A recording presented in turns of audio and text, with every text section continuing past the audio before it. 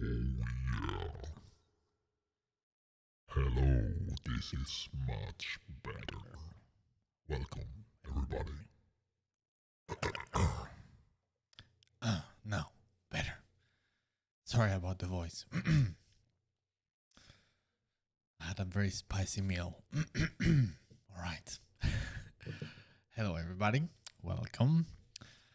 I hope that you had a fantastic week since last stream.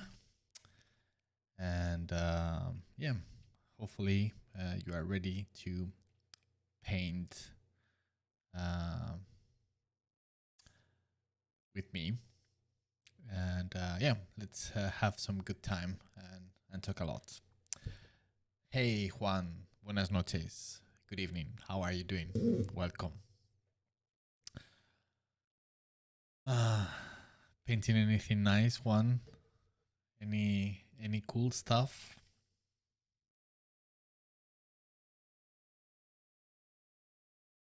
Okay, let's change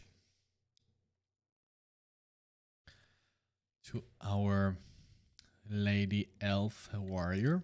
So as you can see, I had like half an hour since last stream to paint a little. So I just added some few things, mostly these kind of white flowers,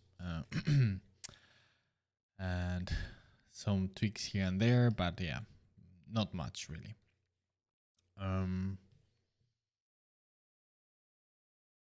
So yeah, I think this illustration is mostly almost done.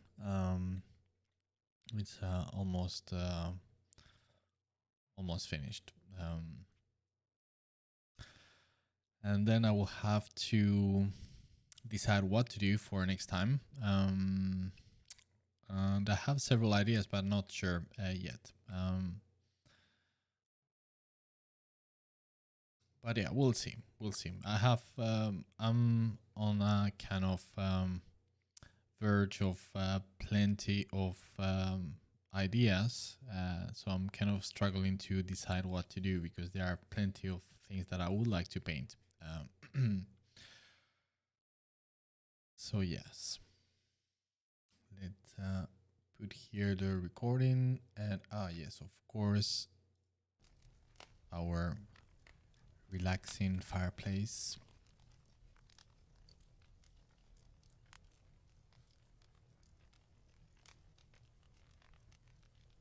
Okay.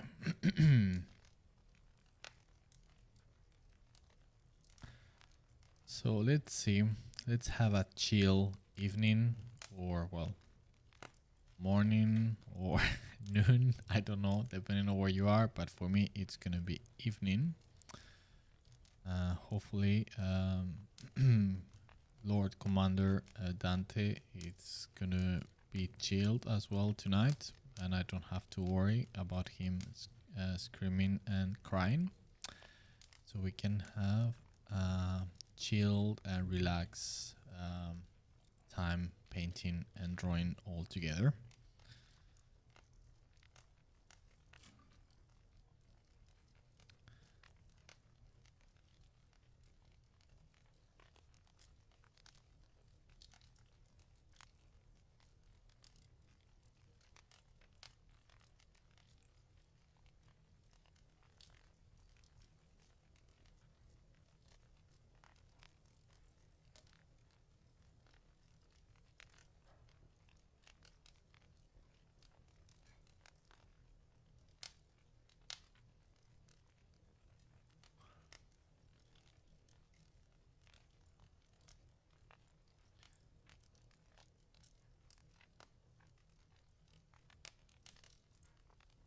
And to be honest, I'm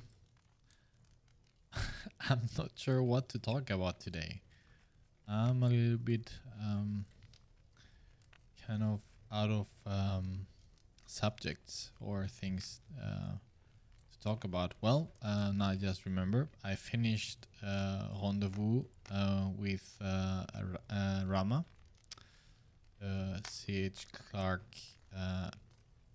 Arthur C. Clarke sci-fi novel, and as I mentioned before, if you are a science fiction fan, I would totally recommend reading this book because it is fantastic. Very, very, very, very cool. So much so that I'm reading the second part. So yeah.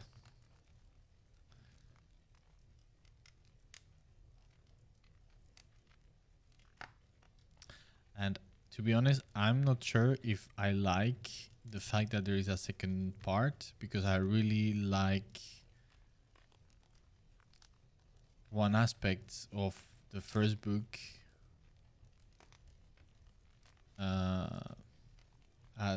the kind of impression that it leaves you once you finish the book, that of course not kind of disappear once you start reading the second book.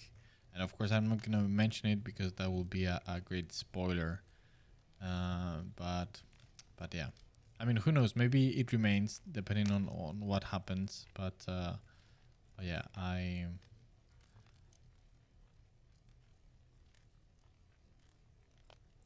don't know what to expect of the second one. We'll see. I mean, I'm not sure if I asked before, but has any of you read this book, Rendezvous with Rama, of Arthur C. Clarke? You know, the same author of 2001 Space Odyssey. Another absolutely insane good book. By the way.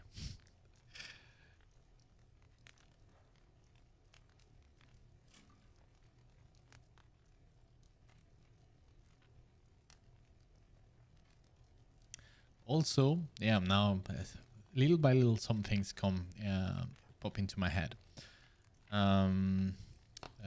This past week was what has it called? Gamescom in Germany. For those of you that don't know, but it's like a big video games fair, so to speak, international fair. And of course, the guys from Fat Shark went there to show the game Darktide, which been working for a few years now, and that I'm so excited for it to be released. Yeah. And the reception has been amazing, which I'm not surprised, to be honest. Every single time I've been saying that this is gonna be the game for 40k universe. I'm not kidding.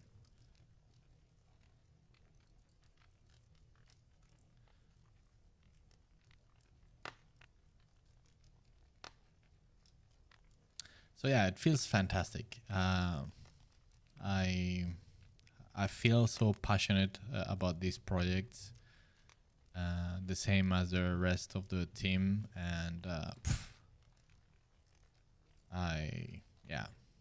it's one of the best experiences when you work on a project, and especially a project that you truly believe, and it pays off when people try it, and there's a good reception. Of course, I mean, in the experience in the industry, of course, there are plenty of things that might distort the experience, right? That most commonly it happens because of technical issues and bugs and stuff like that, that not necessarily has anything to do with the quality of the vision and the game itself, right? So it's part of the complexity of game development, but still, whatever. I'm just digressing. It feels absolutely amazing. and of course I'm not part of Fat Shark, but I'm so happy for them, and I feel so proud of having been able to participate in this project. It's yeah, it's quite insane.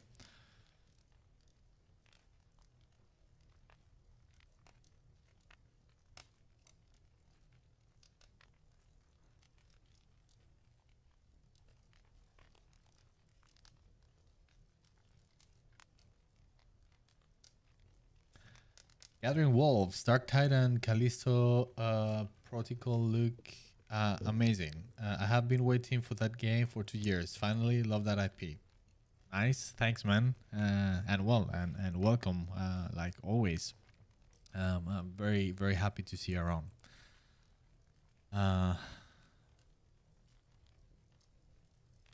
Callisto, I'm not sure right now. I know what game is that.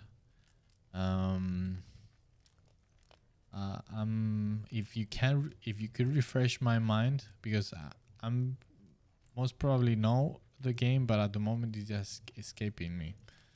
It rings a bell, but it's there.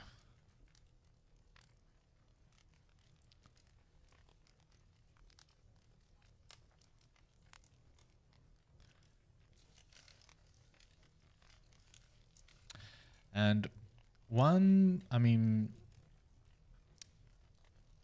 putting aside the fact that I'm a hardcore fan of Warhammer 40,000, right? As you all know, one of the things that I think is a huge bonus for Darktide is that it's gonna be a good game regardless of the IP. So what I mean is that it has the potential, it has everything to be an interesting game for people that are not necessarily fans of 40k. I think it has enough appeal that it's gonna attract a lot of people. It is, just the fact that it's a shooter, not just melee as Vermintide, which as a game and the scope of that game was more niche because of the theme, Warhammer Fantasy. It's already more niche, and yeah. So this game, Darktide, has the potential to appeal to a wider audience, and and you don't need to know anything about 40k really to jump into it and really enjoy and get immersed into it and understand what's happening. So that's another great thing.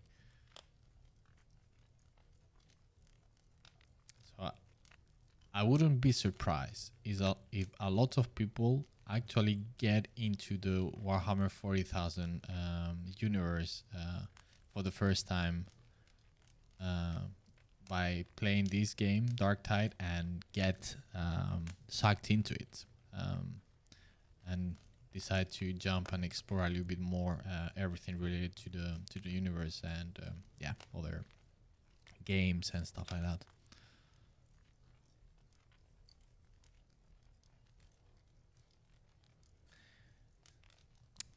Gathering Wolves. All right, I think I know which one it is.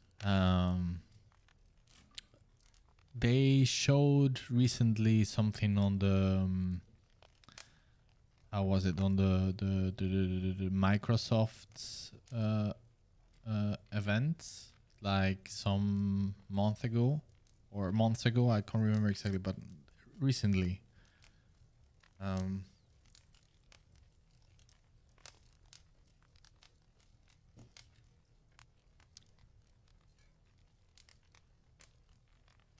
And if that is the one that I'm thinking right now, it looks amazing.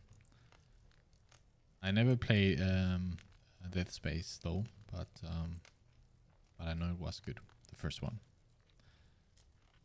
I don't know about the others, but yeah.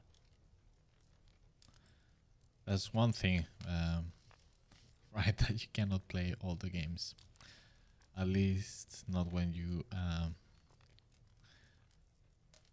get older and get more and more responsibilities.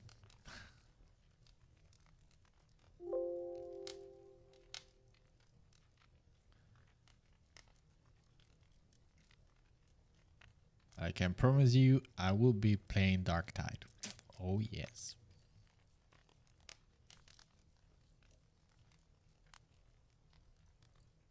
Or at least that's what I would like to, and I hope so.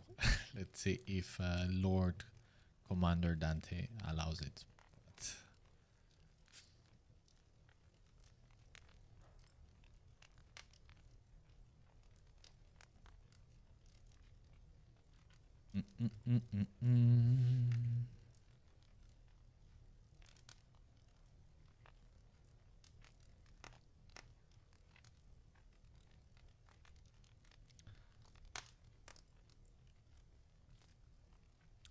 I just want pretty loose and painterly feel to the whole illustration.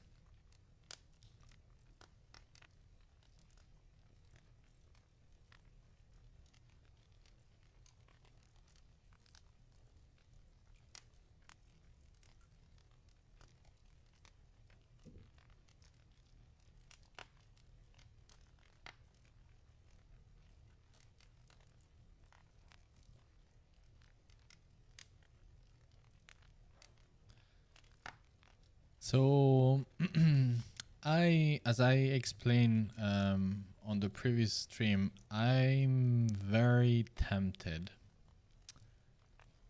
to do some Lord of the Rings illustration. I am very tempted. I've been thinking about what to do, and yeah, I have several ideas. I got some suggestions as well. And somebody suggested, let me just read who that was. Let's see, give me a second.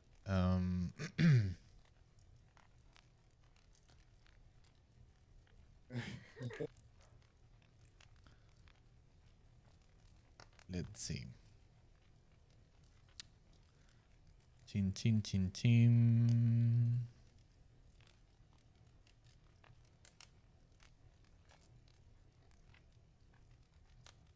Twisty. Yeah, Twisty. So Twisty asked me last week if to do or an art school or perhaps an interpretation of Sauron, since as he says, since he does have a body during the event of Lord of the Rings. Something that a very, very cool suggestion. Something that actually a lot of people misunderstand. They feel they know, maybe they have just seen the films, the Peter Jackson films, and they get a feeling that Sauron only is like a spirit, but in actuality, during the Lord of the Rings, Sauron is has a body. It's just that we never see it. We never see him. We get descriptions. When he captures Gollum, we know that he tortured himself, and there are some vague descriptions that kind of hints that he actually has a body. All right, so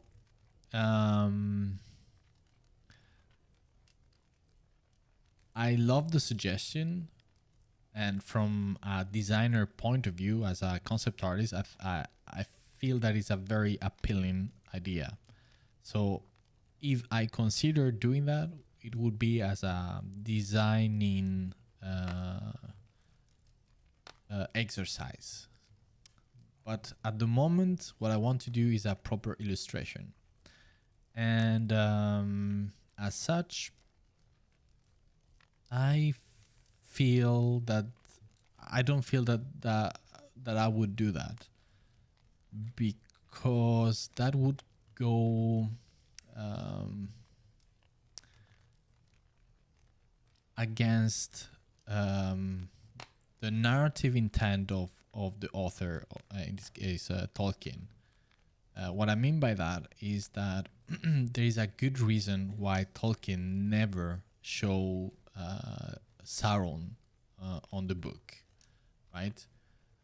It's always like this looming threat, like this dark lord that is watching, and there's a good reason for that. It's just to make him even more threatening, more sinister and dangerous. And just by the fact of showing of depict him, it kind of lose that level of mystery, and I think it would do a disservice, so to speak. And of course, it's just fan art. Who cares, etc., etc. But I don't. I mean,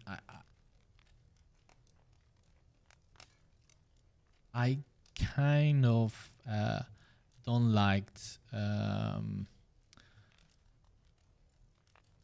doing fan art, even if it's for my own sake, but to do something that kind of goes against the spirit and the narrative of the original work. So, I mean, a completely different thing. If we get like hardcore into it, if you tell me, how about making an illustration of Sauron during the Second Age? Then yes, I would say yes, fantastic. Yeah, because we have, I mean, it's Sauron then has a different kind of narrative role, so to speak, right? It's just one among many other characters, etc. But in the Lord of the Rings, he plays a central role. I mean, well, at the end of the day, it's called the Lord of the Rings, and who is the Lord of the Rings? It's Sauron, right? So everything turns around him, and he's never been put under the spotlight, right? So yeah, I think it's not the right thing to do. If I want to do an illustration, but again, just to reiterate, if I put my hat of concept artist and just to do a design exercise, I will be totally up for it. But more as a concept art piece and not as an illustration. And what I want to do is an illustration. So yeah, fantastic suggestion. I think it could be super fun and very daunting at the same time. Everything all been said, but yeah, I have that.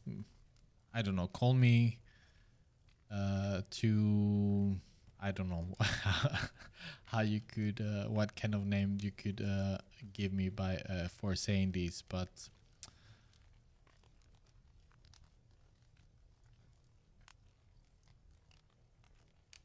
I don't want to, basically, not because it's not a good suggestion, but just because, again, it would go against an absolute core element on the whole narrative of the books.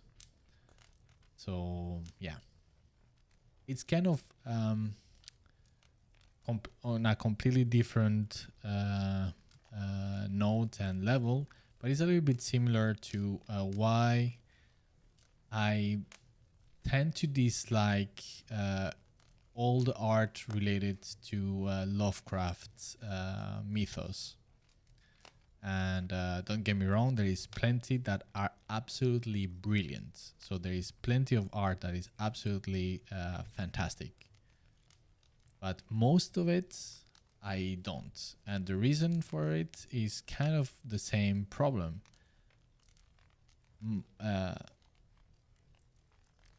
People, they love to make illustrations of the creatures that are shown on the stories of Lovecraft, and by doing that, and when they make those depictions, they make it in all detail and rendering. So you get you get everything from these creatures, right? And it's kind of going against, once again, the narrative intent of the author, which, I mean, there is a good reason why most of the creatures are described in very convoluted, with very convoluted words and almost abstract, right? That it is very difficult to to actually make sense of the shapes and forms, because it just, everything is very very general and abstract, and there's a good reason for that. It's just to create more horror, because it wants you to make a mental image that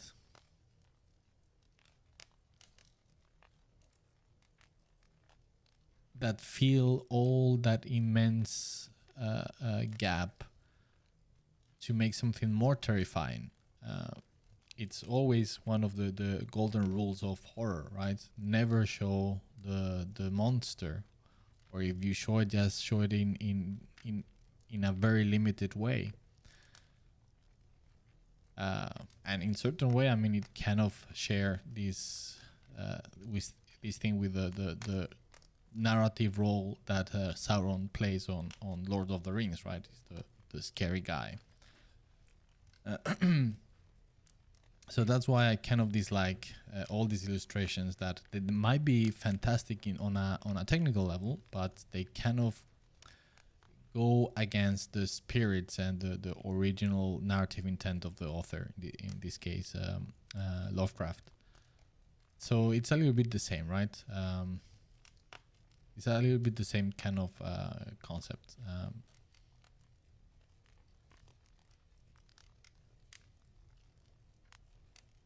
And that's why, for instance, as I was saying, that there is a lot of art based or inspired on the Lovecraft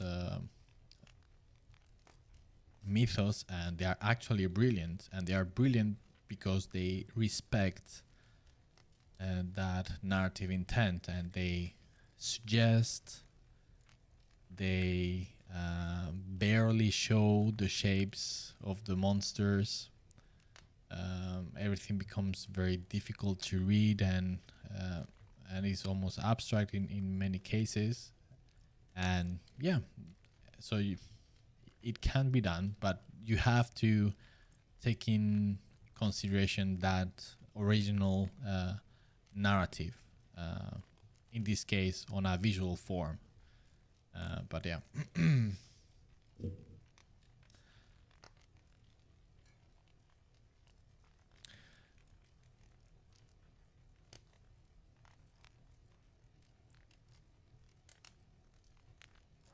Gathering walls, ring wraiths, please. Yes, I mean, of course, the Nazguls are yeah, they are awesome, but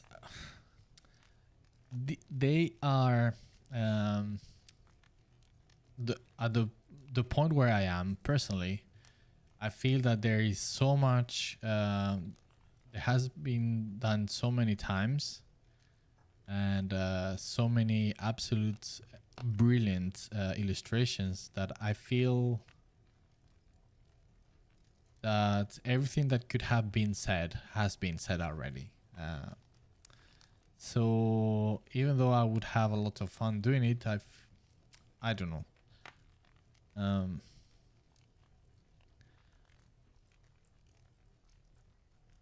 I'm not sure, but definitely they are super cool characters, and yeah, I would have to think about a moment on the story, kind of to illustrate. So again, what I mean by doing an illustration is not, I don't want just to do like, for example, this character, right? That is just like an abstract.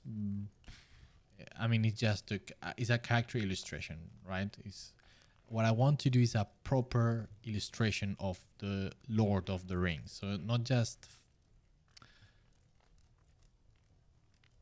an illustration just out of the context, but like a literal illustration for the book of one moment on the story. Um, so what to do? Yeah, so I will have to think one specific moment that could be very cool. One moment on the story that I still remember. I can't. I mean, I cannot recall exactly when I read the book for the last time, but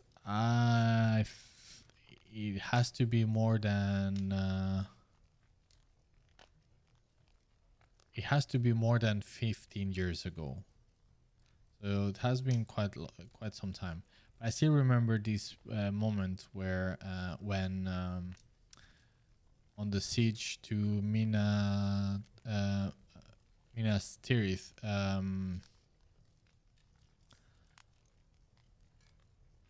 To the oh my goodness, the what's the name in English?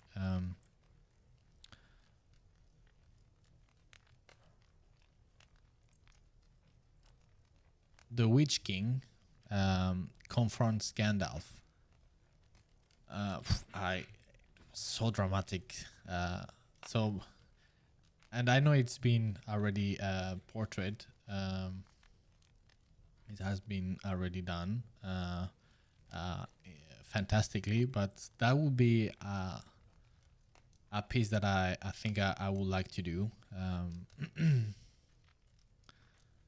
Another one, and I have mentioned this already, another moment, in this case, two characters that I would love to do an illustration is, and it also has been done, and I know because well, the book, the edition that I read of Lord of the Rings is like the whole, the three books in one, like this big chunk of book, and all illustrated by Alan Lee, and which for me he's the best illustrator for Lord of the Rings. With all respect to John Ho, of course he's the second for me, but for me Alan Lee, he's the one that gets he's the best. Anyway, so he has an illustration of these two orcs that that appear in Mordor when Frodo and Sam are trying to sneak in, and they are hidden, and they are and they are watching these two orcs discussing that they are looking for them. And I love that scene as well. And these two characters, I think they are brilliant from how they are described and the way they talk. So I think I would like to to make an illustration of them as well. And it's a little bit, perhaps a little bit easier illustration to do, because it's not, it doesn't has the way the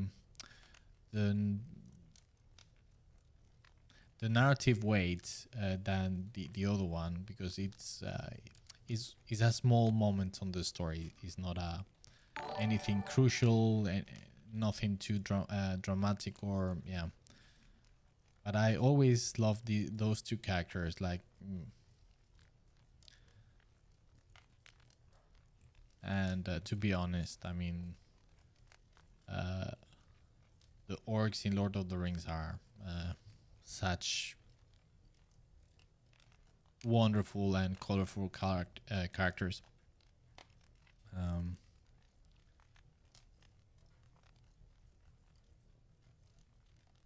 So yeah, I'm very tempted to do one of these two, or perhaps both. And I'm thinking to perhaps use the stream to make them, because otherwise, yeah, I have little time. But I have that creative urge to do it. Frogs, good evening. I'm currently learning some perspective. So I will return in 20 minutes. All right, frogs. See you soon. And I have actually some to answer you some question that you asked on the Discord server, which actually comes into the subject of what we are discussing here so far. Calidore or Calidor Sharp, love your videos, mates. Thank you and welcome to the stream. Much appreciated. That's very kind to say. Thank you. Raymond, sup? How's it going? Sergio Ponce. Hey Miguel, long time no see. You made the direct when I'm working out. Oh, nice. So you are pumping some iron. We are pumping some art. How are you, Sergio? Pontus, looking good. Oh, thank you, Pontus. Thank you. I never thought that you were going to say that to me once. How are you, man? Have you been on vacation? Because I haven't seen you around, right? Or maybe you have been lurking. But how are you, man? James is fine. Do you have any tips for digital painting without making it look over detailed? All right. That's a difficult question to answer. What to do?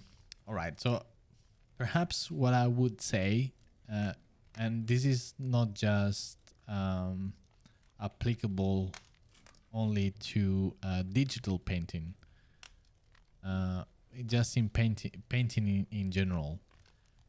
And what I would say is try to actively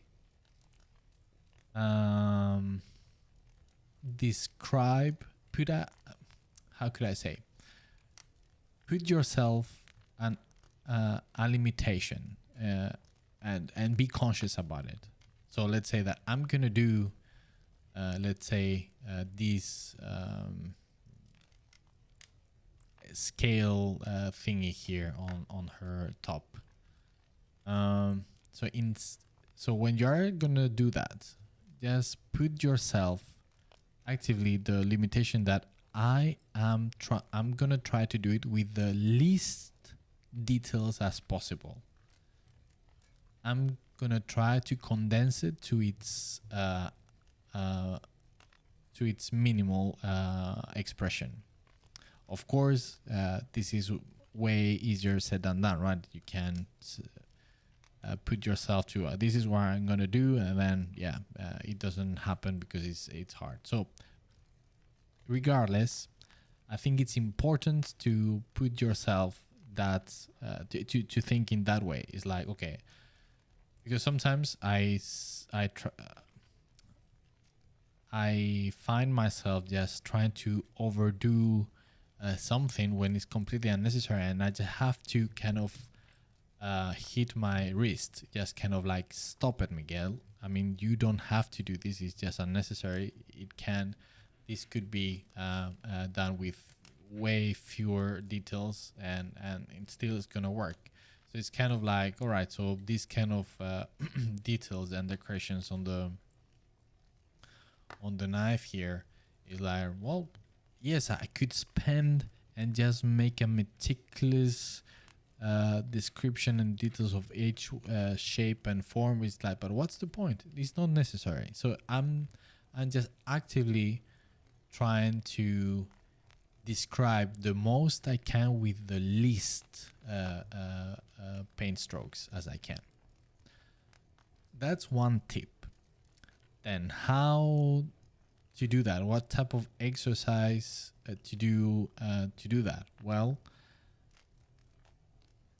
I think something that can be useful is something that might be regarded as boring or tedious, and something that you actually get to do in early courses for painting, traditional painting, which is they give you some I don't know what's the word in English actually. What's the word in English? Well, I don't know. They put you like an object, like normally it's just a cube or a bowl and perhaps a jar, right? Or an apple. Okay, an apple, a fruit, and they ask you to really reduce that object to its like two or, well, not two, but perhaps 3 or 4 values only. So just you kind of condense to it's very minimal the values, and then you can do exercises with with the colors. So it's kind of exercises that force you just to really look for the essential, right? To be able to identify what's really defines what features and elements really define whatever you are looking at, and to translate that into your painting. So learning to condense the essential elements and parts of whatever you are going to be doing. And I think that might help. So yes, I hope it I hope it's of any use. I'm not sure, but yeah, I hope it does.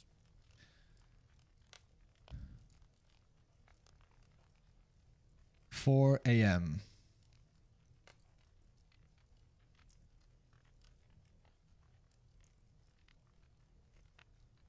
Oh, wow, thanks. Thanks a lot. This is a pretty new feature on YouTube. So apparently you can donate. So, well, 4 a.m., thanks a lot. That's much, much appreciated. I don't have any way to really see how it works, or so yeah, I kind of suck at it. I will need to make a proper... Yeah, okay, so I can actually see. Right, fantastic. Thanks a lot. Much, much appreciated. Yeah, and sorry that I'm this slow, but again, this is new to me, so yeah. But again, thanks. 4 a.m. So that is fantastic. I love your style. You have captured the ethereal aloofness of the elf. Thanks. Thank you.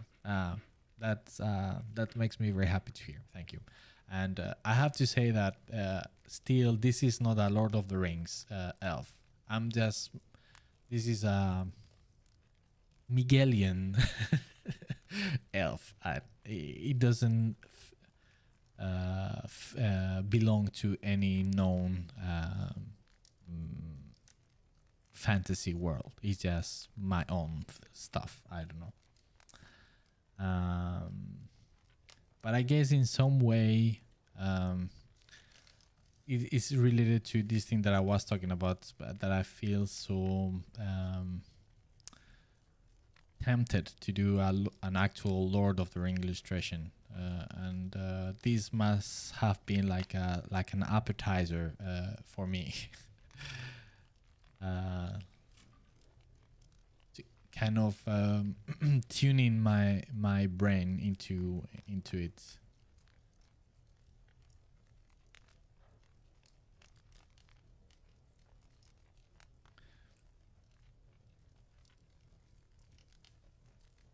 Cantabrian, hey all, hey Cantabrian, how are you doing? Welcome. How is going with the Emperor?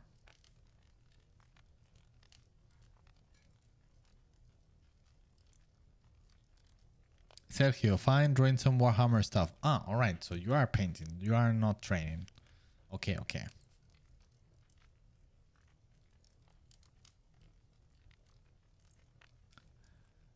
Pontus, I have said it many times. Yeah, some vacations. Oh, you. You're gonna make me blush. Raymond, I spend way more time on details. I'm a sucker. Well, I think, that is a very common thing. And I think we all tend to gravitate towards that. It is a very normal thing to do. And again, something that I fall into pretty often.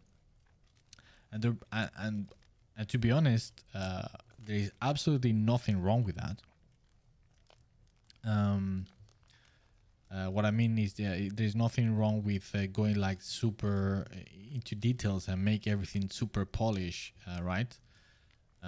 There are plenty of artists that manage to do that, and it's amazing, right? It's fantastic. So this falls into, at least in my opinion, I mean, on a very personal opinion, a matter of personal taste, right? So this is extremely subjective. For me, even though I can appreciate the technical display of the techniques, I tend to gravitate more to more painterly, in the sense of less defined. That's why my absolute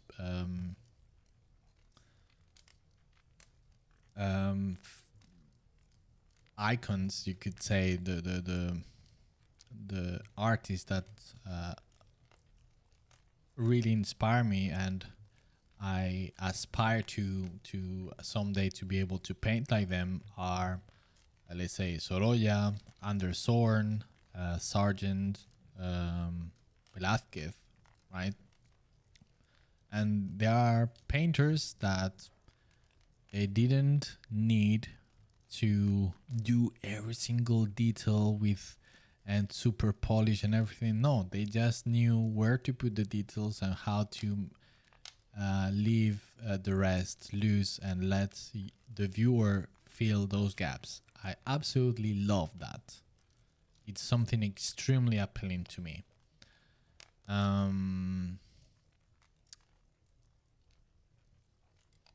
So that's one thing, right? The appeal that it has. Another aspect is that, all right, so I tend to get very bored with like very meticulous type of detail work.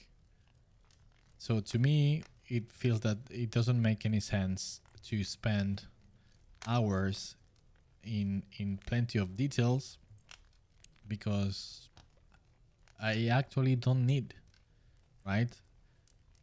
One of these things that fascinates me about this way of painting is that, well, I mean, if you go, let's say, the famous painting of Las Meninas, I hope that you know which painting I'm talking about. If not, you should be ashamed, because it's considered one of the absolute most important paintings in all painting history, all right? So you absolutely must know about this painting. So if you remember this painting, the hand that holds the brush, Velázquez self-portrait, where he's holding a brush with his hand. If you look closely to that hand, it's just one, maybe two, but it's like very loose a brush stroke, very fluid, very organic. You don't even see like actual fingers or anything. It's just like a stain, so to speak, right? But it's done in such a way that your brain, your mind fills all the gaps, and you can clearly see a hand, and not only a hand, but certain movements and fluidity to it. So to me, that's like absolute magic, right? The fact that with so little you can say so much. For me, it's just like it's the best. That's really what yeah. So that's what so to me, it's just like in my head, it's just, why should I spend so much time making every single little thing here when there is no need? And again, this is extremely subjective. I just want to repeat that is never gonna be as good when you are doing everything like super rendered and detailed. It's never gonna be as good as the impression that you're gonna get from something looser, but that you can feel with your own brain as a viewer. Again, very subjective. I'm pretty sure some people will say that no. There's nothing like giving it everything to you, but but yeah. So then there is also the thing is that in order to do, and again, this is extremely subjective as well. Sorry, but making a painting, if you go the route of going into super detail and everything super polish, is very difficult, in my opinion, to make it tasteful. It's very difficult, I think. That it doesn't become too I cannot find a proper word in English. If any of you that speak Spanish and English, and you can help me with this, like empalagoso. That it's it's when everything is done and super polished and detailed, and there is nothing left. Everything is super. It's just like it's too much. There is no balance in a certain way, and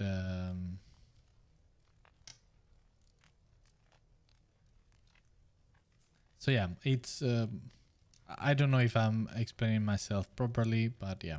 So again, this is very personal and subjective opinion, but yeah, that's kind of how I see things, and the things that kind of appeals me.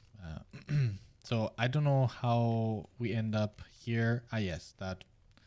Yeah, you said that you tend to do that, and I think it's pretty common. And all right, yeah, now I remember. So I find myself sometimes just falling into that as well, because I think it's pretty natural, right? So I need to do this. I need to, let's say with the leaves here, I need to do every single leaf. I need to do like, but how if I just can suggest a big mass of leaves without just a few strokes? It's enough. I don't, now all this part I just did it with 1, 2, 3, 4 brushes, brush strokes. That's it. I don't need to. But again, I find myself many times falling into that trap. Trap for me personally. Again, there are some people that just find that that's totally fine, and they actually aim for that, right? To do everything in super detail. But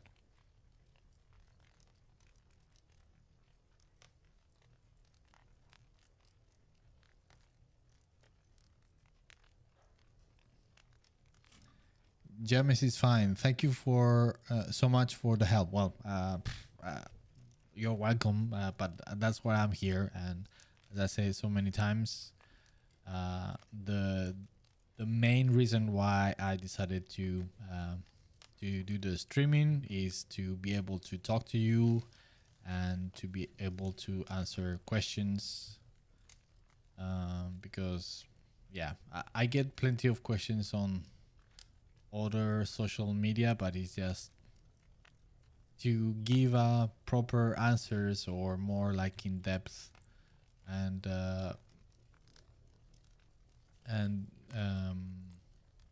how do you say developed answers. You need time, and I mean to answer on direct messages on Instagram is not the best way, and it takes ages, right? So better to have this way of communicating that at least I can explain in length, and yeah, it's easier, and we can talk to each other, right? At least to a certain degree. So it's much better. So anyway, thank you. Sorry, you're welcome.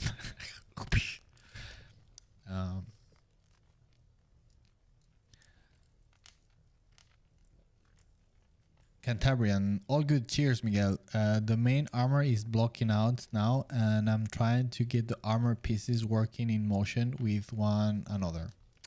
Ooh, challenging part, I guess. Posted in the Discord a whip of the elbow coder. Oh, all right. I have missed that one. I will definitely check it out after the stream for sure. Sergio Ponce, Miguel, do you know the All Realms project? No, I don't. Or I don't think I do.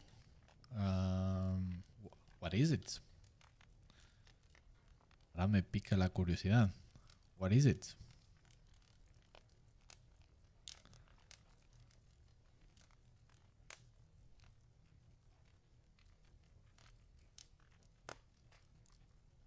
Raymond, the one with the girl.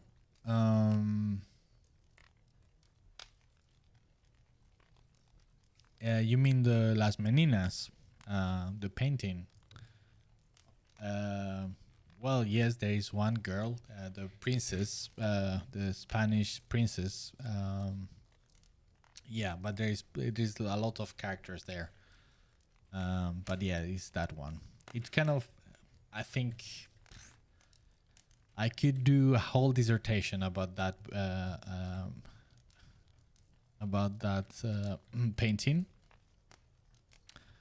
and because it's absolutely mind-blowing, literally. It is absolutely mind-blowing, and if you don't know about what I'm talking about, which normally when people without knowing, they just look at that painting and it's just like, oh yeah, okay, yeah, some characters here and there. There is nothing that obvious. Why is this painting so important, so relevant? What is that about this painting? Well, I don't know if you know, but it is just literally mind blowing. So yeah, it's most of you guys, you are artists, right? You like art. You have to learn about this painting And I could even, I mean, because I love it. I could even consider making a small lecture during the stream one day about this painting, because it's just I'm serious. It sounds like, oh, how boring, it's just art history. Blah. No, listen, again, that painting is absolutely mind-blowing when you know what the painting is about.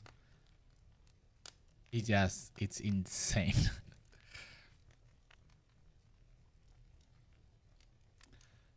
Yeah. As a matter of fact, in my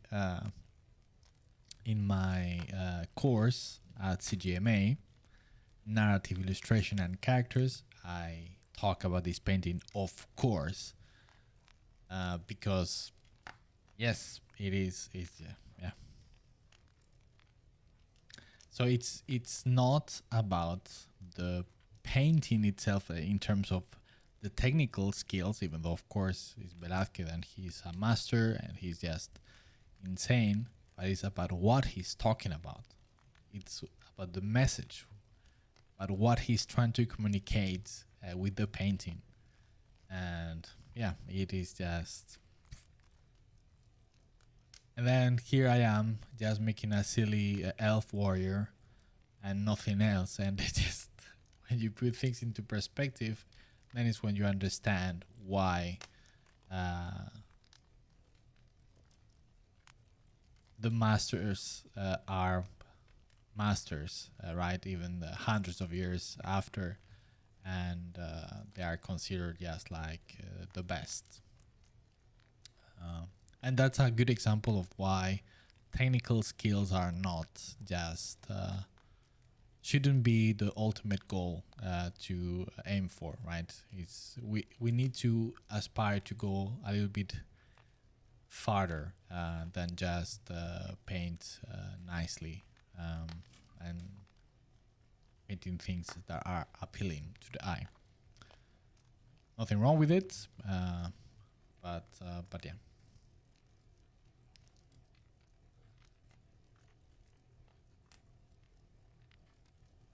Learning about that painting is one of these experiences where if you truly care about art, it's one of those experiences where you really need to sit down and how do you say, strap your seat belts, because it's quite a ride.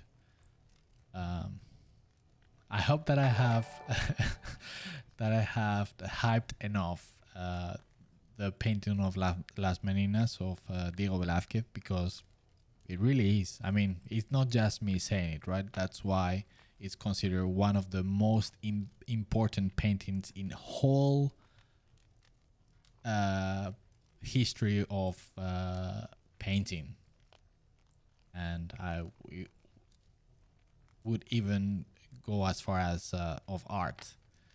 So yeah.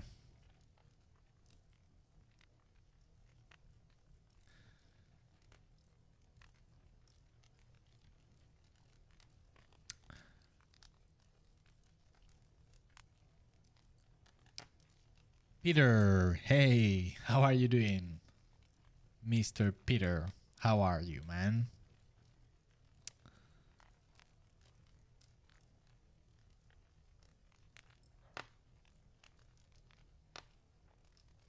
How have you it's very well, actually, you know what? I was going to ask you if you know if many Polish people have seen or know about the videos. Which of course, how would you know? I mean, well, I don't know. I think it was a very silly question I was going to ask you, but now I just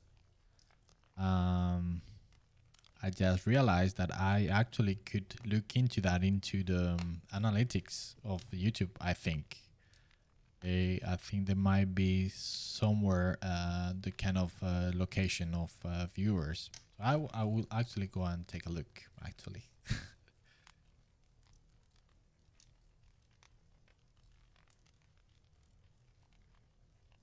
Arkvane. Made it back from a run just in time to catch some of the stream. Fantastic. Welcome.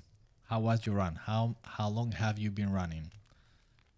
I run as well. I'm not a big runner though, but yeah, I tend to run quite often.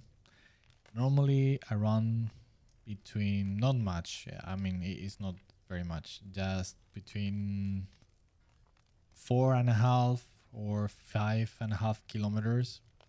But that's all.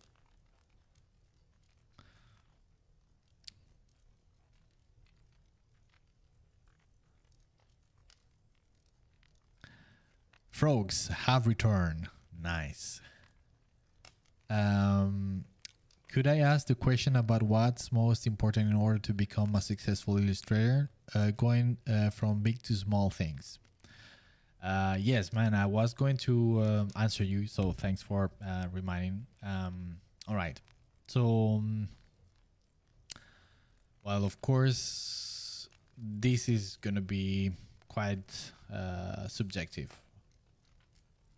What's going to be important to be a good illustrator for somebody else might be completely different. I don't know. For me,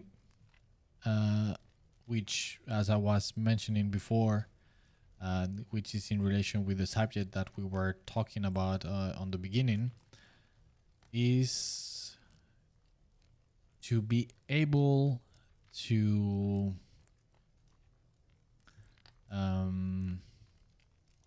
let's see how can I put it in some nice words.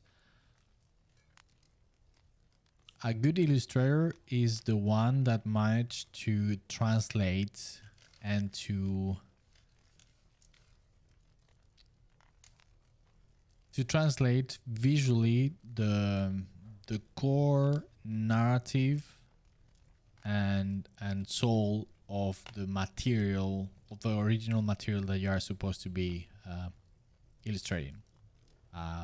Let's say a book, right?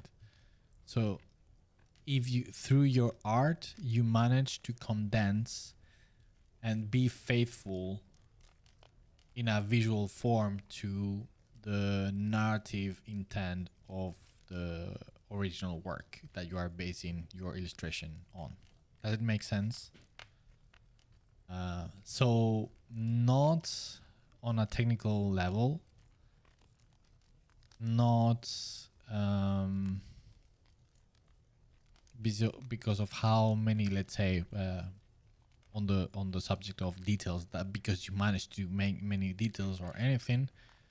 It's just that you are able to to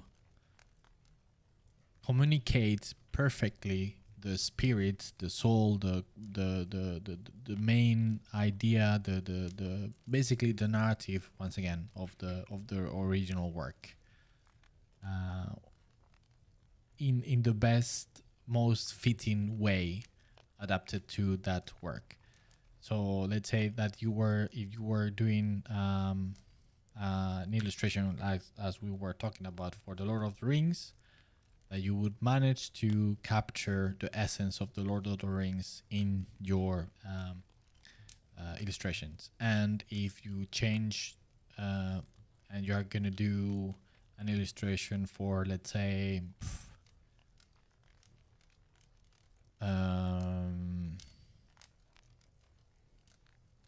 War and Peace, right? No, sorry. Special Military Operation and Peace. This is a Russian book, right? Let's say that you're going to do an illustration for a War and Peace. Then an illustration that managed to condense the essence of that book and that story and its narrative. So yeah, for me, that's the most important thing. Yes, that's why, for instance, I mean, since seems that everything that we're talking today revolving around the Lord of the Rings, that's why, for me, the best illustrator to date for Lord of the Rings is without question Alan Lee, the best, because of this reason, in my humble opinion.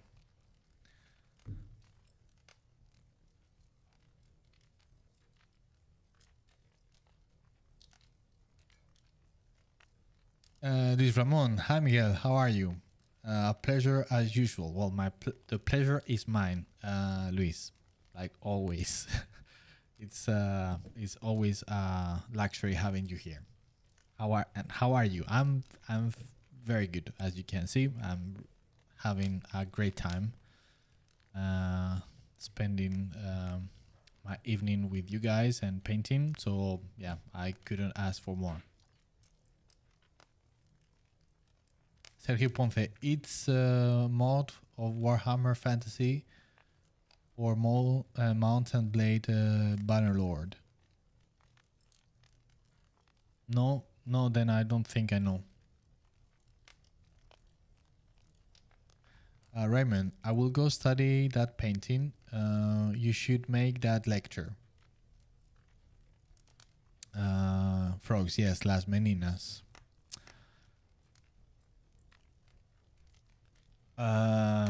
Well, I mean, to be honest, it can be if more of you want, I will do it. But it needs to be several of you. Yeah, because I mean it's a little bit out of the scope of the of the stream. But I will be glad. Yeah, again, as I said, it's a painting that I feel so passionate about. So I will definitely quite enjoy doing it. But yeah, so if more of you, if Raymond, if you can convince others to join you, then I will be more than happy to do a small lecture about explaining about this painting.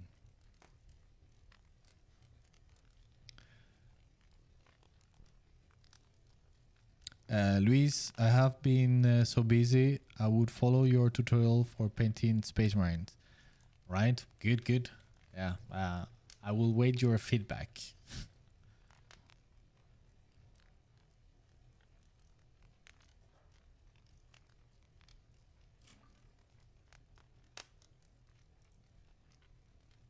But yeah, going back to this thing with the painting of Las Meninas is just a great example, once again, for why these individuals, these masters, are on a completely different league, right?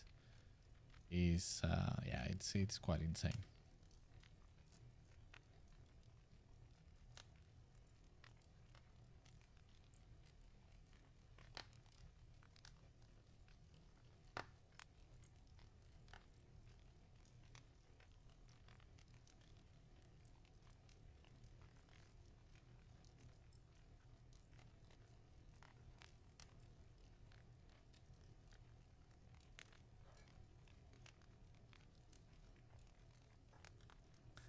Raymond, any other hobbies outside art?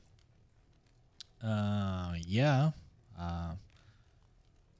I have plenty of. I'm interested in plenty of things. Is the only problem is I have very little time.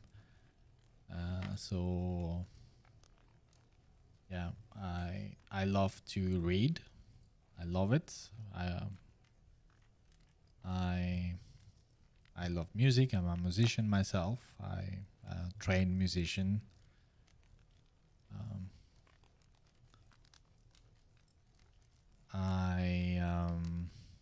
I love painting miniatures.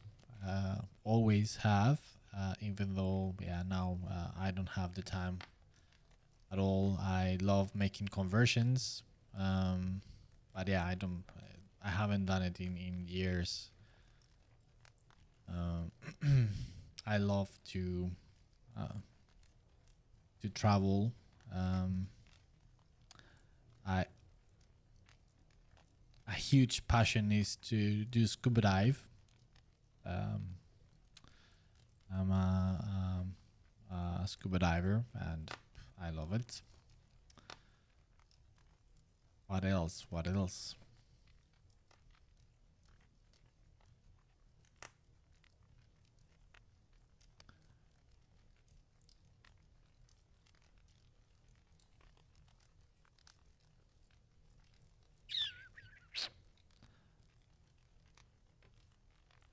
Well, of course, gaming. Um, I'm a big gamer of any type of game, uh, not just video games. I love playing whatever. Oh, of course, how could I forget? Magic. I'm a magician. Even though I haven't practiced my arts for a very long time because I've been very busy. But I love making magic. The only person here on the chat that can attest to that is Pontus. If he's still around, he can attest to that. But yeah, magic. I love it. I love magic. It's great fun, but again, too little time. I would love to be an elf, to be honest, to live thousands of years, so I could, exercise all these passions. Because it's too little time. Yeah.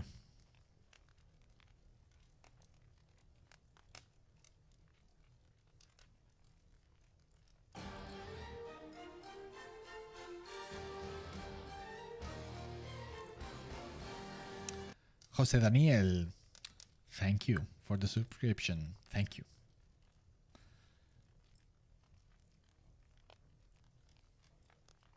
Argvane, at this point, it's more of an old man jog. I do 2 to 4 miles, 3 to 6 kilometers, I believe, 3 to 5 days a week. I find that I paint better with more clarity the more I run. Well, you see, then we are on the same level. That's the kind of thing that I do. And yeah, I totally agree. It's not extremely healthy, right? Just to, since we sit, or at least I spend so much time painting, right? So it is important to some motion, but at the same time, it's fantastic for the creative mind. I find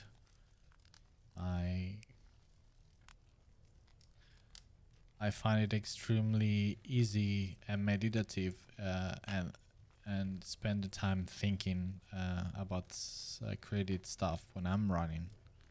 So I don't listen to any type of music or anything. It's just me and my body, and I fall into thinking about stuff, about my project, about things that I need to write.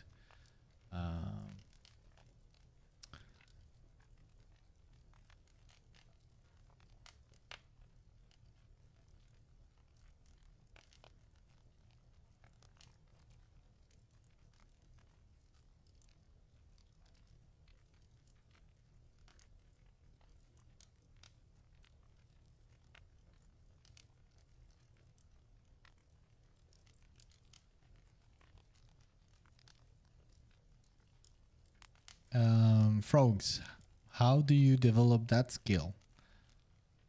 I'm down for that lecture. Need to know what makes a painting special. All right, so now there's two of you.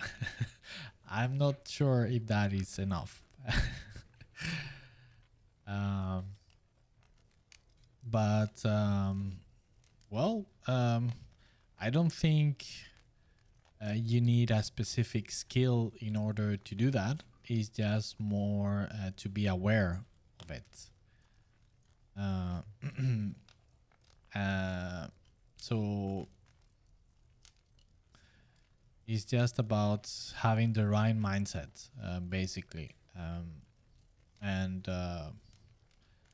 if needed, doing the proper research before doing that said illustration. So let's say if we go back to an illustration of Lord of the Rings again. Sure, you could say that you could just jump into it and Google around Lord of the Rings and elves and whatever, and just make an illustration without having read the books or even seen the films. Sure, you could do that, but then I would argue that you would not have the knowledge, the inside knowledge to capture the spirit and the narrative of the piece, because you are just in this example you would be just picking like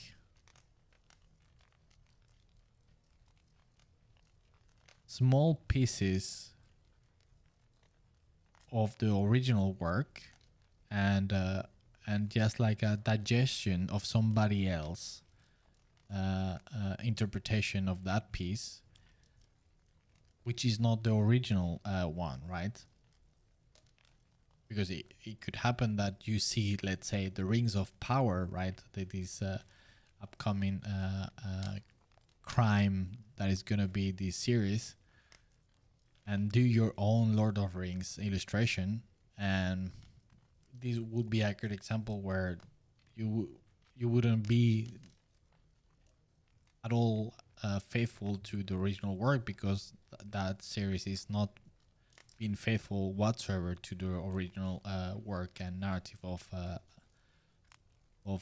Tolkien. So what it would require of you is to actually read one of Tolkien's books.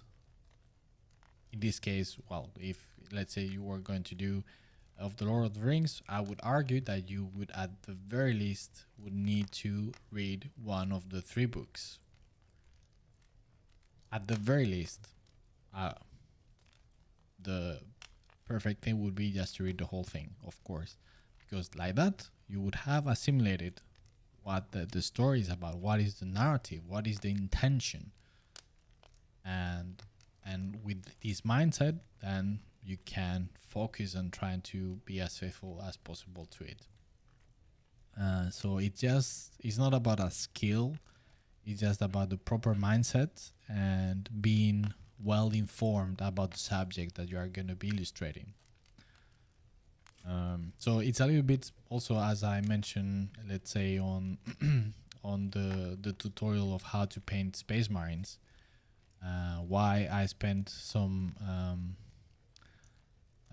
time on some of the episodes talking precisely about this, that you need to understand at its core the original narrative intent of the role that these characters play within the 40k universe. It's not just about some big dudes in big armors and they shoot stuff and have big weapons. It's not about that, right? So you would need to do some research in order to kind of grasp and to be able to condense the essence of what the Space Marines are and what narrative role they play within the setting of 40k. So yeah, I don't know. I hope that this answer is clear and makes sense.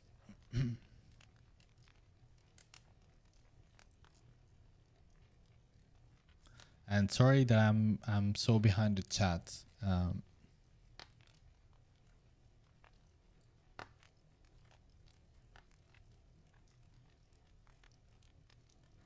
Sergio, how did you get that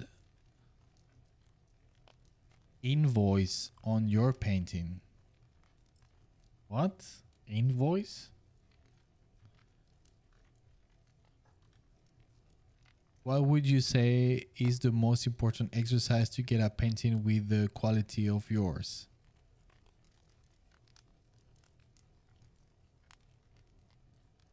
Well, the first question, I'm not sure I understand. Invoice. You mean inner voice, perhaps? Because invoice, as far as I understand in English, is what you would say in Spanish, recibo, pagar.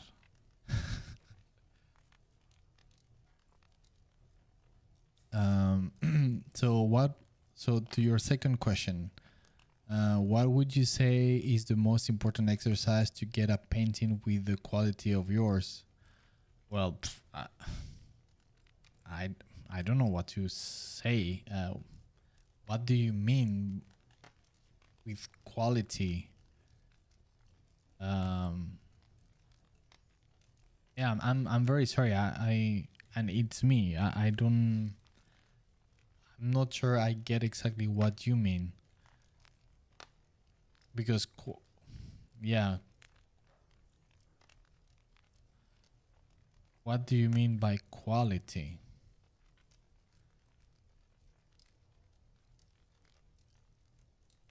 I mean, what I'm struggling to kind of understand is that since quality is so generic, it could be so many things. So I'm not sure. But out of my ass, I would say just, I don't know, to practice, to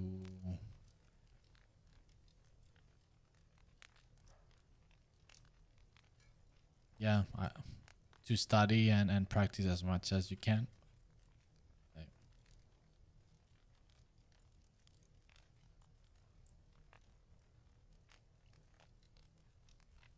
Not by, I mean, that sounds so pretentious for some reason. That's not at all what I'm trying to say, as if what I do is anything special. But what I mean is that the honest answer to that, as I just assimilated myself, is just like, well, I'm 41 years old and I've been painting all my life. So I guess you would need to be painting as long as I have, because I'm not sure I have an answer. You see what I mean? So, I mean, of course, you can spend less time and pay much better for sure. I mean, there's plenty of people that are way better than me. So yeah, I'm sorry. I'm not sure that I understood exactly your question. So sorry about that. Calidore, I have followed the Space Marine portrait tutorial today. Now I am on my second portrait. I made Leonardo DiCaprio and I started first. Oh wow, that's awesome. Please do share on the Discord. All right, please do share. Let me. Let's see. If you don't know where the Discord is, let me just share with you here. I will post it on the chat. There you go. I should be able to see it. So yeah, please do share. That sounds awesome. Luis Ramon, in the last weeks in your streams, I was able only to say hello. How is your family? I hope all are okay. Yeah, no problem, man. Yeah, everybody is fine. Thank you. So, just enjoying the exciting and ever-changing adventure that is parenting. So yeah, very good. Thanks. It's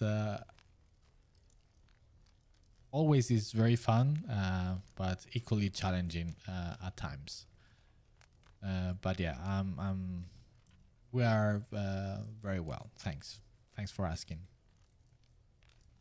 How is your house, by the way?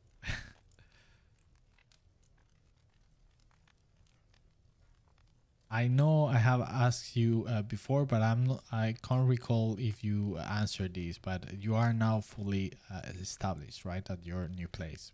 Well, the now is not new place. You've been like several months already, if I'm not mistaken.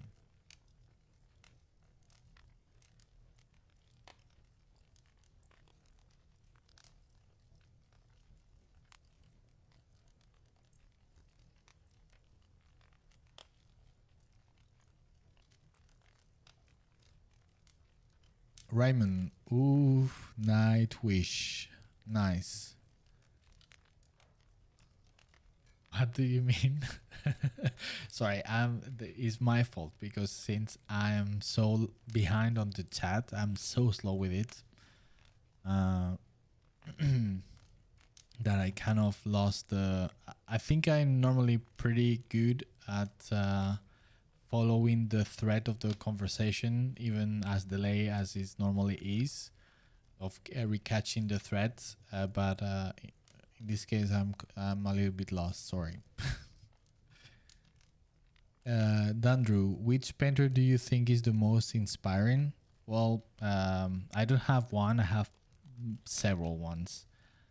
But to me, the ones that are the my great inspiration and the ones that I always aspired as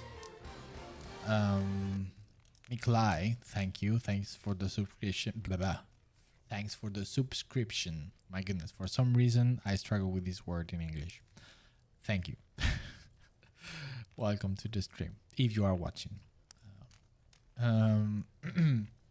So, as I said before, to me, it's in no particular order, but is Anders Zorn, Sorolla, Velázquez,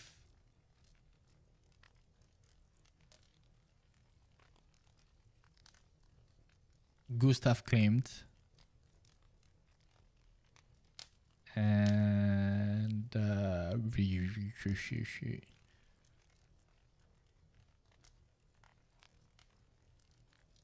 yeah, I think these are the ones, like the absolute top.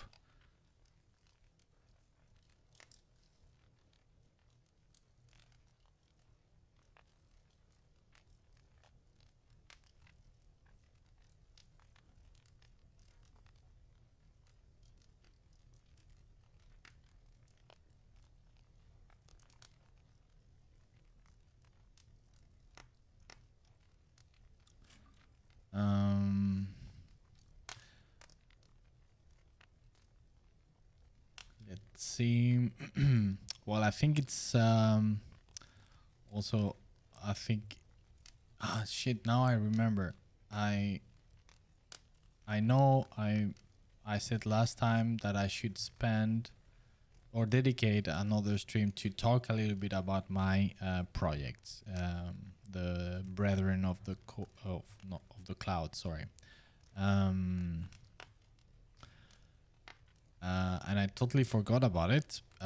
So yeah, I have to plan a little bit for that. I have something to actually show to the public this time, so not just for my patrons, even though my patrons have seen it already.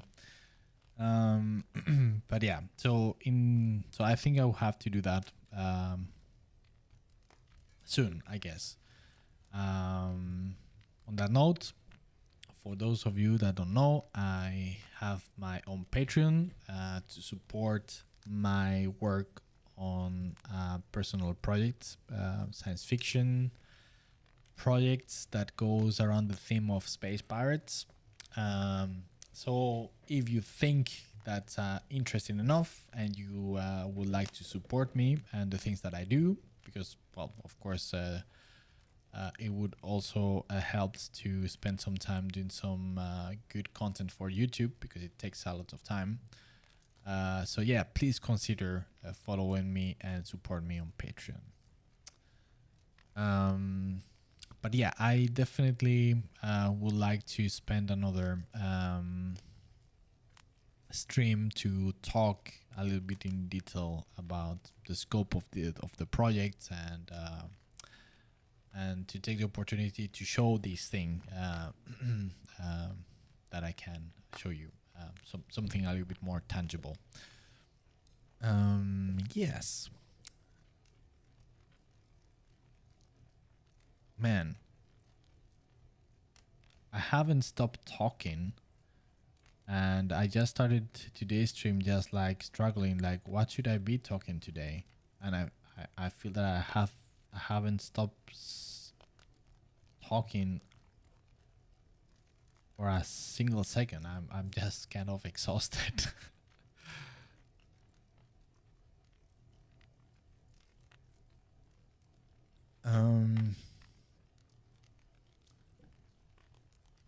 Juan Toledano, I think it's all about aesthetic sensitivity. To dive into the author's mind and understand the core of the book, universe, or whatever. Yes, exactly. And to translate that on a visual form through your illustration. So you are, I mean,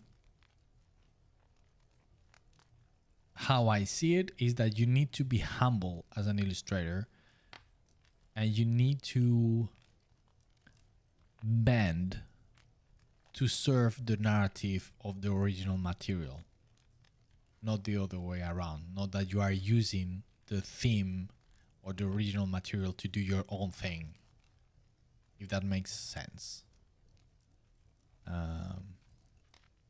That's the role, as I understand it, of an illustrator. You are illustrating, literally.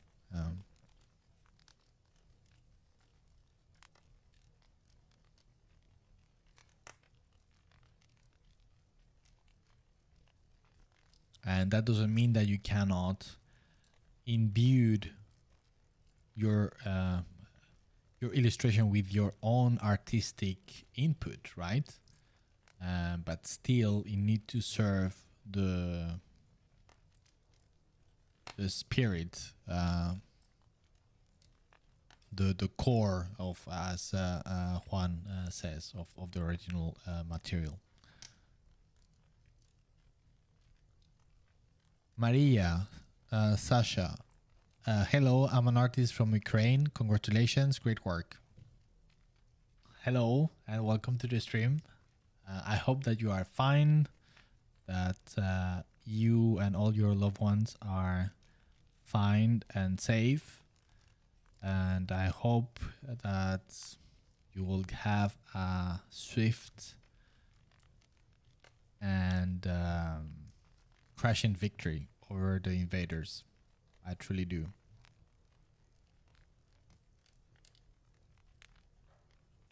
So thanks for coming by and saying hello.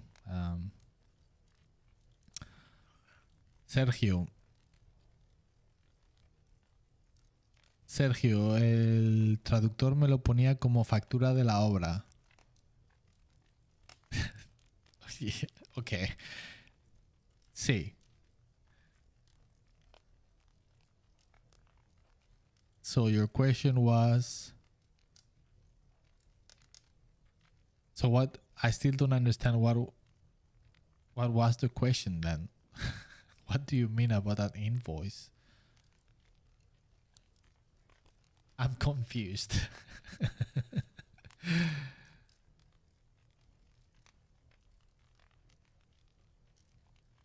Calidore, or Calidors. But I don't know how should I pronounce your...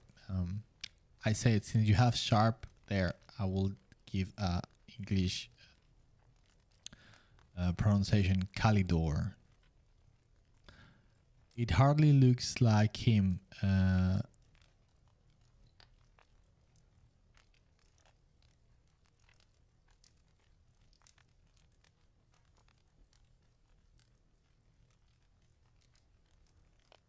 Aha, okay, Ryman. Now okay, yes, I get what you mean with Nightwish now. Yes. Yes. Yes.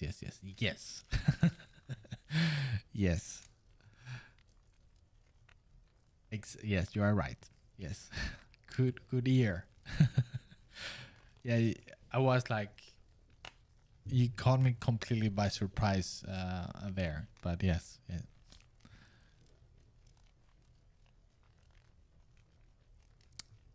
Dandrew, thank you for your answer. I will look at these painters. Well, no problem. My pleasure. Uh, but and sorry that I'm picking on you. But are you telling me that you don't know about Sorolla, Velázquez, or Anders Zorn? Because if not, you absolutely have to.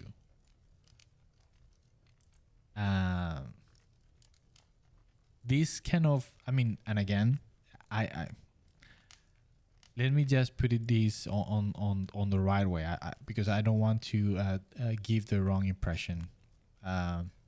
It's completely fine not to know about these things, right? We all are at some point. We all get through this point of not knowing something until we do, right? So it's totally fine. But I want to make how to say.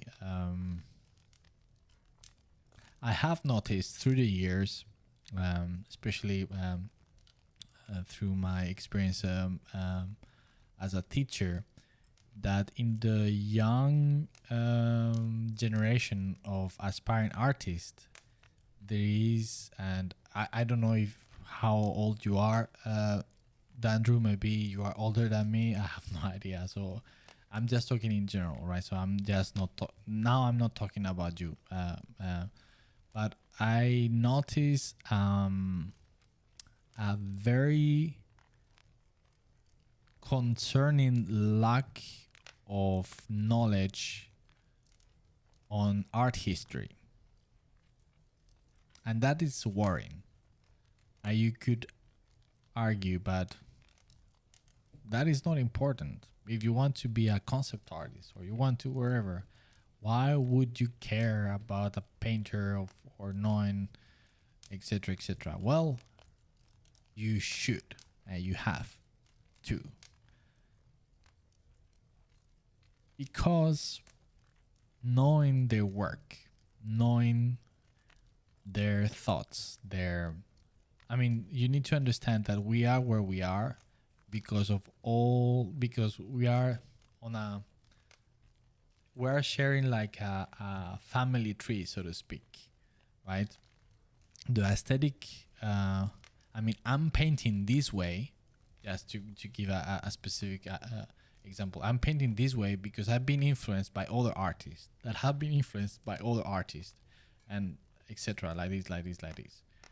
And that is thanks to some previous people that have been just laying the ground and the path for others to follow. And some among all these long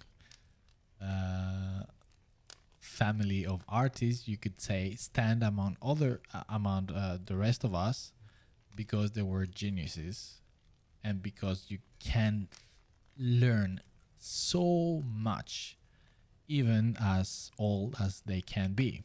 So again, one example of this painting that been just hyping so much during the stream of today from Velázquez, Las Meninas, is a masterpiece to such degree that is, again, I can't, when I'm saying that is mind-blowing, I'm being literal. You cannot, if you don't know about it, you cannot understand how mind-boggling that painting is. And it's not from a technical point of view, but because of what it's behind, what is the intention, what it's talking about. And And that is why it's so important for us artists now to know these things, because to have a wider vision, a more in-depth and mature knowledge of how to interpret, how to do things, than if you are just looking at things in ArtStation or just consuming pop culture. So yes, I cannot encourage enough. If you have a, a short knowledge of art history, to really dig into it, because it's gonna give you so much as an artist. To develop yourself as an artist, it's gonna give you so much. It's gonna make you grow up as an artist so much. So it's not just about, like old school of just like remembering names and the works that they have done, and memorize that. It's not about that. Right? It's about what they can. 1 second.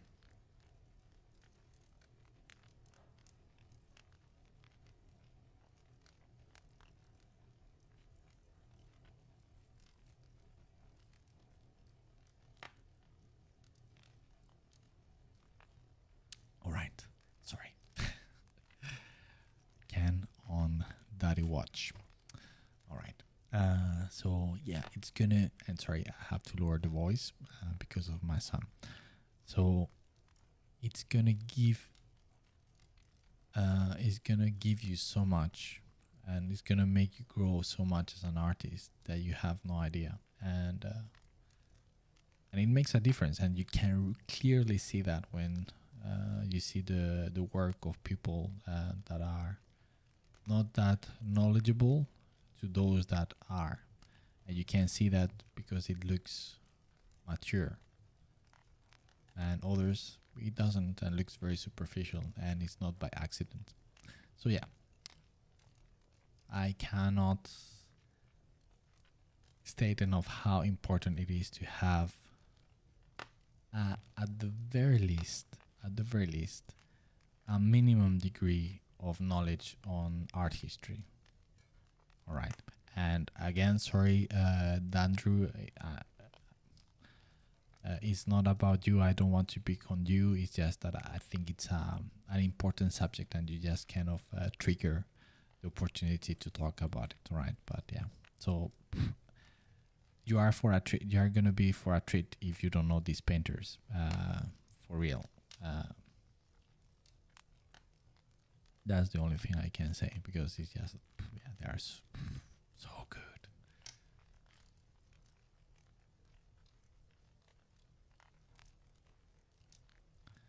If you ever go to Madrid, my hometown, you had a perfect opportunity to visit two amazing museums.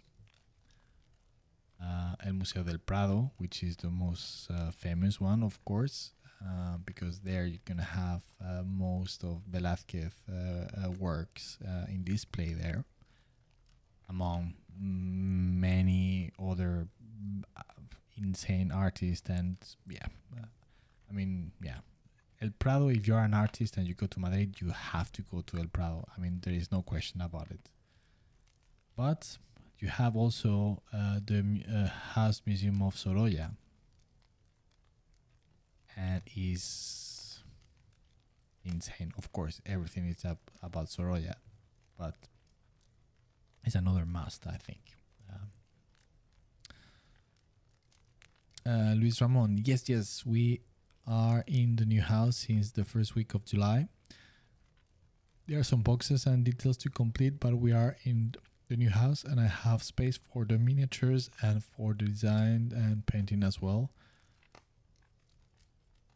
As I told you, when you pass in the north of Italy, you are welcome. Well, thanks a lot, man. As I told you as well, I love Italy.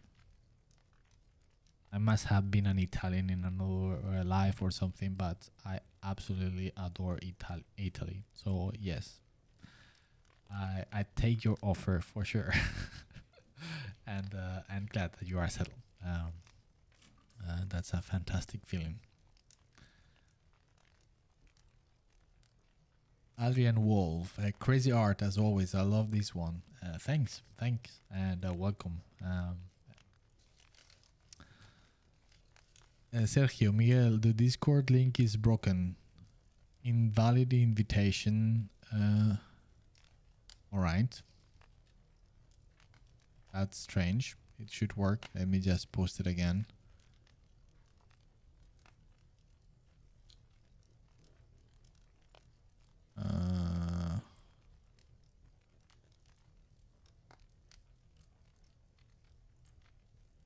If the link doesn't work directly, just copy the address, and I guess that should work.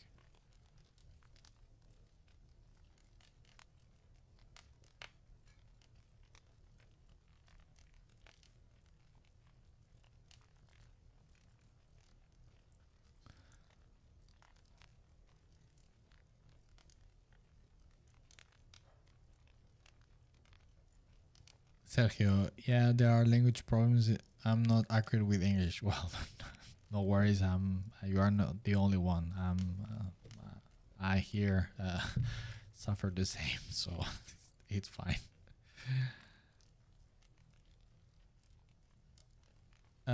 Argvane, do you work plein air at all?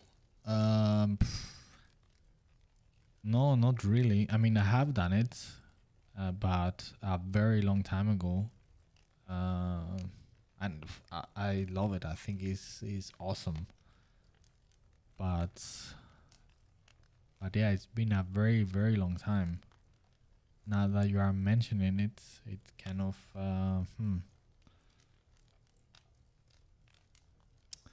But yeah, no, not lately, sadly.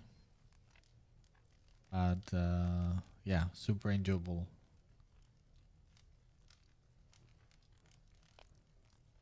Raymond, I don't know as much about art history, and yeah, I do feel like I like, and it does hold me back a bit.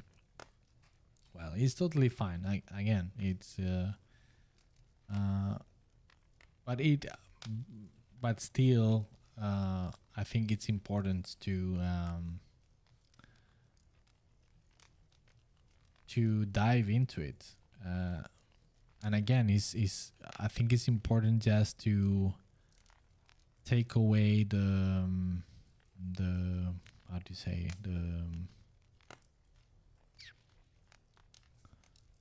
the wrong label of being something more like theory or something boring, because it feels like more going back to school. If you are an artist and you care about learning as an artist, you know, as being inspired, as sucking in so much information from other like absolute masters and geniuses, you have to look into it, because again, it's just insane, the wealth of treasures that there is through history in terms of art, that you can it's mind blowing. So it's just a treat. If you're an artist, just digging and diving into art history is a treat for your eyes and for your soul and brain, because you are going to learn so much and you are going to get so inspired. Yeah, I don't know. Give me 1 second. For instance, I'm gonna give you an example. 1 second.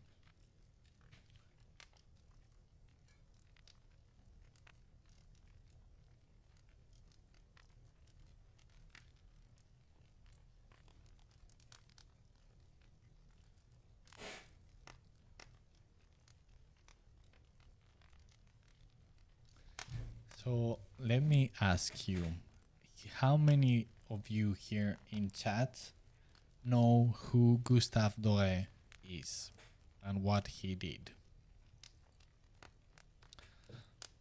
let's see if it remotely rings a bell.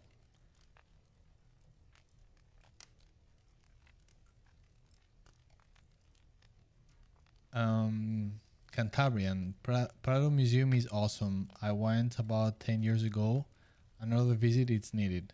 I'm signing off for now, Miguel. We'll catch you and everyone else on the Discord chat. All right, man. Take care.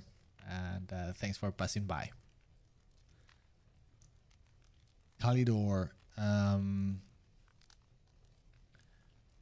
Thanks, mate. A link worked this time. Okay, fantastic. Yeah, maybe something went wrong the first time. Sam Yumisko. I didn't realize you live stream. Yes, I do.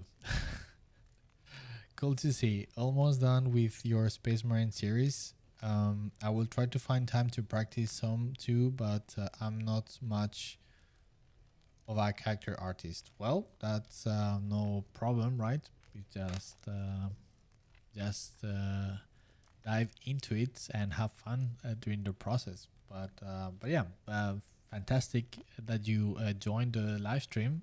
Very happy to have you here.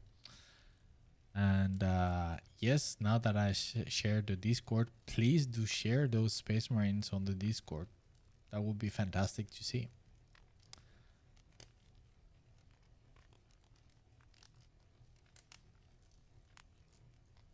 To extrapolate on your art history point, I think that it's part of a larger problem of people's lack of historical knowledge in general. How many people know who Gravilo Prisit was, for example? I do, but I have a degree in fine arts and had to take 3 semesters of art history. Yes, exactly. And the thing is that you don't necessarily need to have a degree in art history, right, in order to know about it, because it's something, it's a type of knowledge that is very accessible. And again, I can understand that for some weird reason, some people attach this label of something more academical in a boring sense or point of view, you know, like I don't want to study, I don't whatever. And again, it's being an artist and caring about art. You should completely abandon that idea, because again, it's not just for the sake of knowledge, for the sake of knowing names and dates or works, but it's about what it brings to you as an individual, as an artist, to your creative mind, and the potential it has to enrich you and to make you grow as an artist and affect your own work, most importantly, right? So yeah, I mean, this is a no-brainer.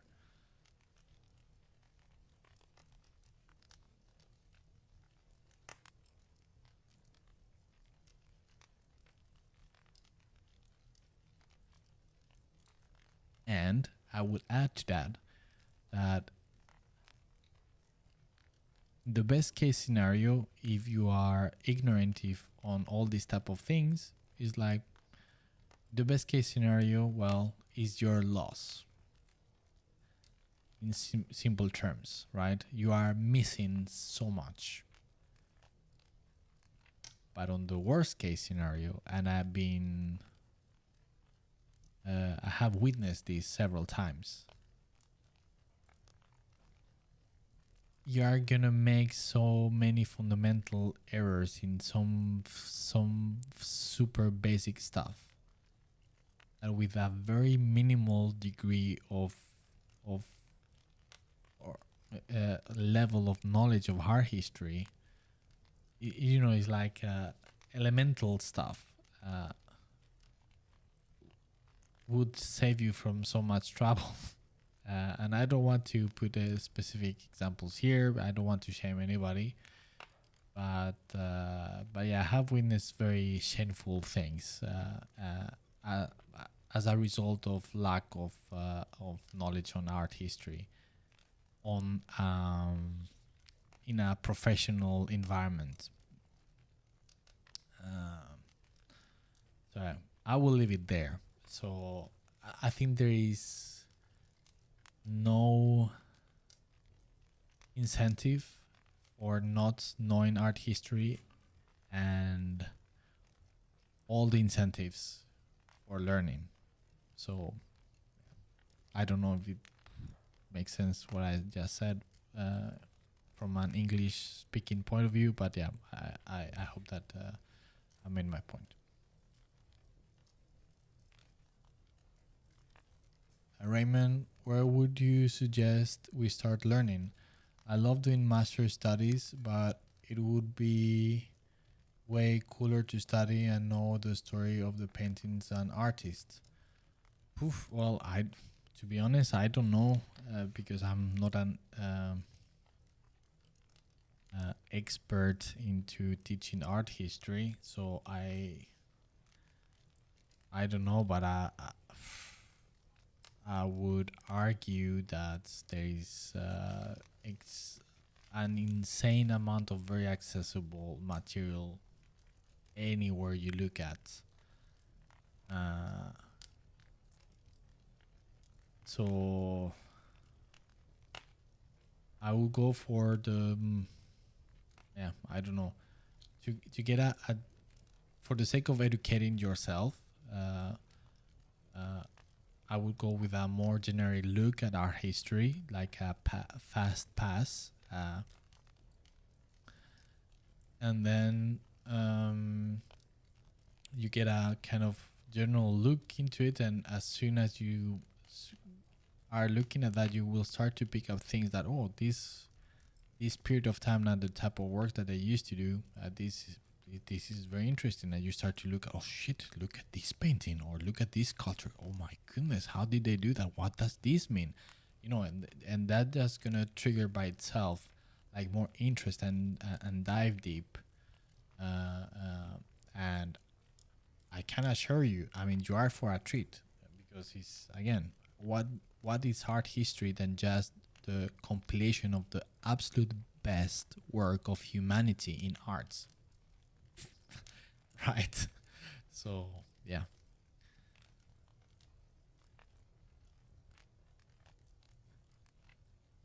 And yeah, sorry that I cannot give you any specific tip on where to begin or any type of material, because I don't know.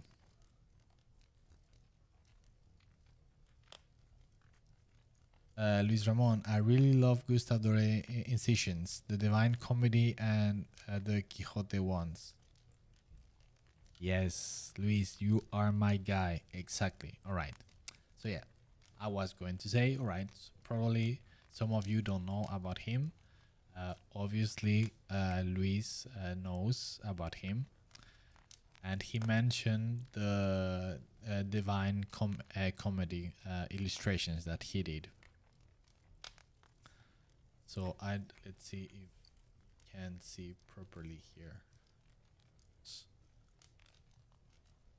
This is a book that I bought many years ago, but I just was just looking it back like some weeks ago. Just I didn't know what to do. I just decided, what should it's been a long time since I haven't looked at them, these illustrations, so I just went through it. And again, it's not just for the sake of, oh, do you know who is Gustave Doré or whatever, or the Divine Comedy? It's just that me, myself, as an artist, just looking at these illustrations is just like, I mean, this is so cool stuff. So, and of course, you might like some, you might don't, you might dislike others, but overall, it's so inspiring, and others are just like insanely good, right? So let me let's see if I can find one that is a favorite of mine. this one. Let's see. Obviously, this is gonna be very bad quality through the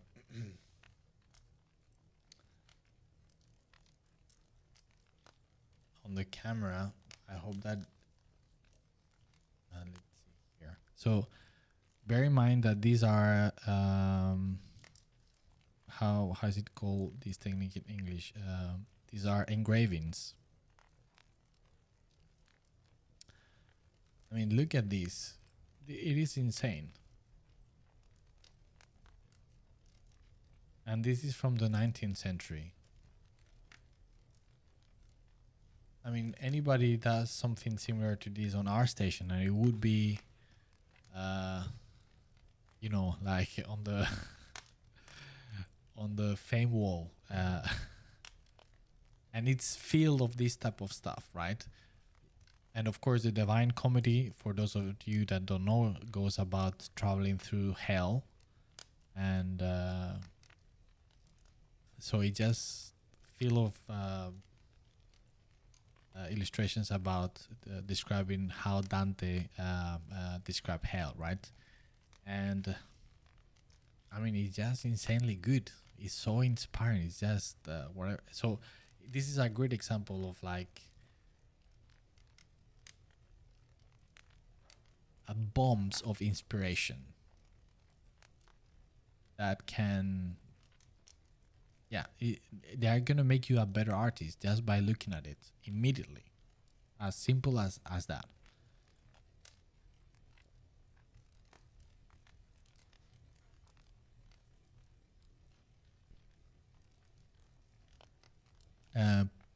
Patrick, the famous engraver, very narcissistic apparently. Well, I don't know about his biography.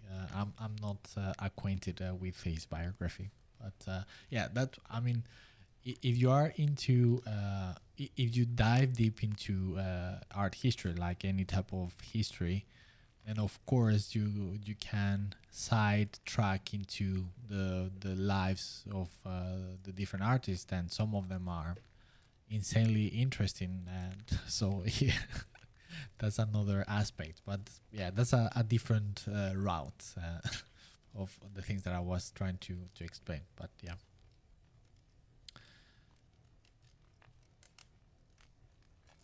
Arc Vein. I also grew up with Dore Bible in my household. All right, all right.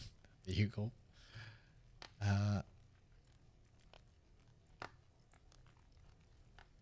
The Divine Comedy engravings are much more famous and well known. Yes, yes, they are. But again, I mean, if for me, it's obvious that it's something very famous, right? But in the context that we are talking about, that plenty of people have a huge lack of knowledge on art history, they will have never heard of it. As weird as it might sound, right? And that will be such a loss for them, right? Because they will learn so much and get so much inspiration.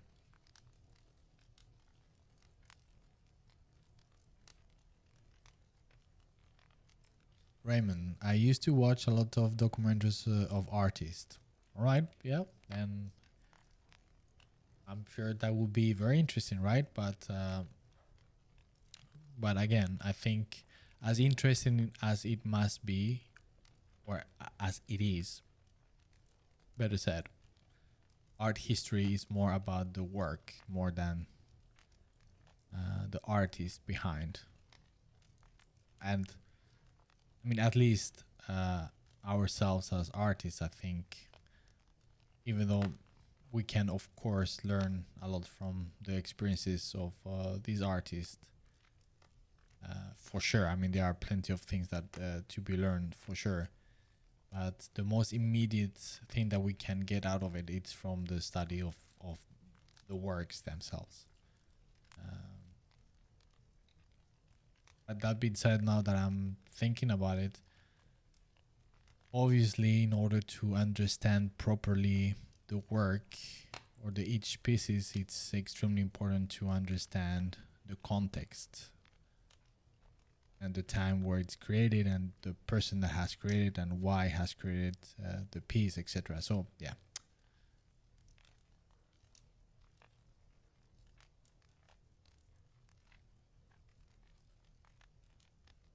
Luis, I also have a very similar book about the Divine Comedy. In my case, it's smaller format, but it is awesome. Yeah, it is awesome. It is awesome.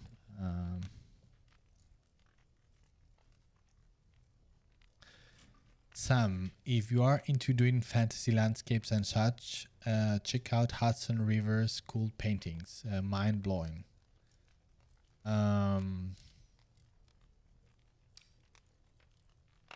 I don't think I'm familiar with it, so I will definitely check it up. Thanks for the suggestion. That's another thing. I find myself pretty knowledgeable in general about our history, but still, there is so much that you always gonna find new jewels somewhere.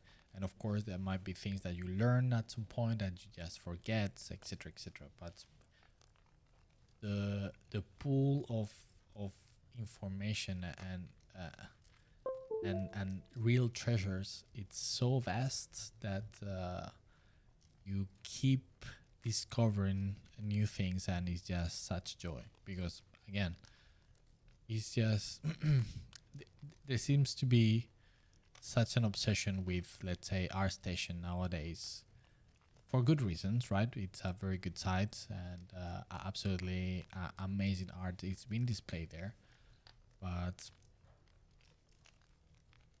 it's nothing comparable with the master's work, right? So yeah, anyway, I'm just rambling at this point. I think the point is it's clear, and I'm boring everybody, and I'm extremely tired, so I think I will just close for today. But yeah, again, I'm gonna check the Hudson River School painters. That sounds very American.